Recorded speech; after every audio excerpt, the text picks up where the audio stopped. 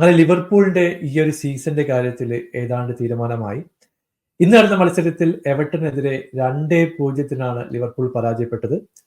Welcome to Mallu football. അപ്പൊ നിങ്ങൾ ഈ ചാനൽ സബ്സ്ക്രൈബ് ചെയ്തില്ലെങ്കിൽ നിങ്ങളുടെ സപ്പോർട്ട് പ്രതീക്ഷിക്കുന്നു.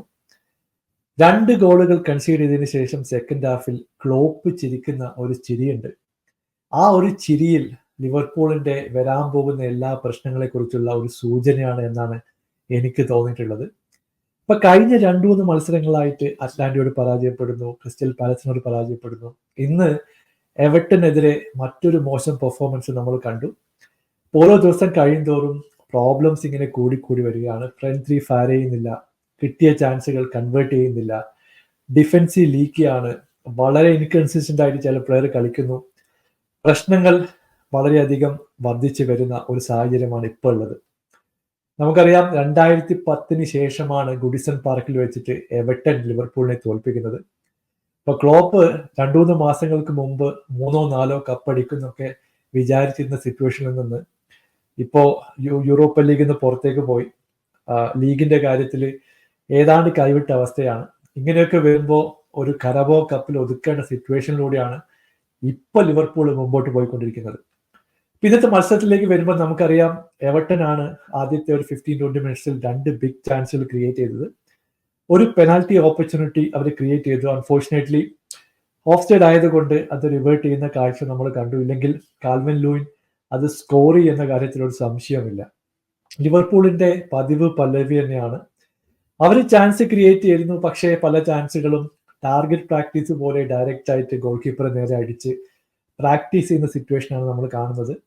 ലൂയിസ് ഡിയാസിന് ചാൻസ് ഉണ്ടായിരുന്നു, ന്യൂനസിന് ചാൻസ് ഉണ്ടായിരുന്നു. ഇവരൊക്കെ പിക്ഫോർഡിനെ ടെസ്റ്റ് ചെയ്യാൻ പോലും തയ്യാറായിട്ടില്ല എന്ന് പറയേണ്ടി വരും. എന്നാൽ കിട്ടിയ അവസരങ്ങൾ ശരിക്കും മുതലാക്കാൻ എവർട്ടന് സാധിച്ചു. അപ്പോൾ ആ സമയത്തൊക്കെ ലിവർപൂളിന്റെ ഡിഫെൻഡിങ് കണ്ടു കഴിഞ്ഞാൽ എൻ്റെ പൊന്നോ, ബോളൊക്കെ 4-5 പ്രാവശ്യം വട്ടം കറങ്ങിയാണ് ഡിഫൻസിൽ നിന്ന് പുറത്തേക്ക് പോകുന്നത്. അവസാനം അലിസന്റെ എതിരെ ഷോട്ട് വരുന്നു, പുള്ളിക്ക് അത് സേവ് ചെയ്യാൻ പറ്റിയില്ല. കാൽവിൻ ലൂയിൻ സ്ലൈഡ് ചെയ്ത് വന്നിട്ട് അത് ബോക്സിലേക്ക് കയറ്റുന്നു. എന്നാൽ ആ ബ്രത്തുമായിട്ട് ആ സമയം കൊണ്ട് ആ ബോൾ ക്ലൈം ചെയ്തിരുന്നു. 1-0 ലീഡിലേക്ക് 27ാമത്തെ മിനിറ്റിൽ എവർട്ടൺ എത്തുകയും ചെയ്തു. പിന്നീട് പതുക്കെ ലിവർപൂൾ 1-2 ഹാഫ് ചാൻസുകളൊക്കെ ക്രിയേറ്റ് ചെയ്തു. സെക്കൻഡ് ഹാഫിലേക്ക് വരുമ്പോൾ 1-2 ഷോട്ടുകളൊക്കെ ഫ്രെയിമിൽ തട്ടി ഡിഫക്റ്റ് ആയി പോകുന്നൊക്കെ നമ്മൾ കണ്ടു. എന്നിട്ടും ലിവർപൂളിന് കൺവേർട്ട് ചെയ്യാൻ പറ്റിയില്ല. എന്നാൽ സെക്കൻഡ് ഗോളിന്റെ കാര്യം എടുത്തു പറയേണ്ടതുണ്ട്. നമ്മൾ പലപ്പോഴും പറയാറുണ്ട് സെറ്റ് പീസ് വരുന്ന പന്ത് ആൾക്കാരെ കറക്റ്റായിട്ട് മാർക്ക് ചെയ്യുക. എവർട്ടന്റെ ഒരു ബിഗസ്റ്റ് ത്രെറ്റാണ് കാൽവിൻ ലൂയിൻ. പുള്ളിയെ കറക്റ്റായിട്ട് മാർക്ക് ചെയ്യേണ്ടതാണ് Alexander Arnold. Arnold ball watch ചെയ്യുന്നത് ആ സമയത്ത് വളരെ വ്യക്തമായിട്ട് നമ്മൾ കാണുന്നുണ്ടായിരുന്നു. അങ്ങനെ കൃത്യമായിട്ട് വന്ന ക്രോസ് യാതൊരു ടെൻഷനും ഇല്ലാതെ കാൽവിൻ ലൂയിൻ ബോക്സിലേക്ക് എത്തുകയും ചെയ്തു. 2-0 ലീഡിലേക്ക് എവർട്ടൺ എത്തി.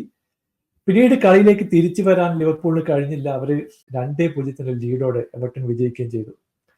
എന്തായാലും ലിവർപൂളിനെ സംബന്ധിച്ചിടത്തോളം വലിയൊരു തിരിച്ചടി തന്നെയാണ്.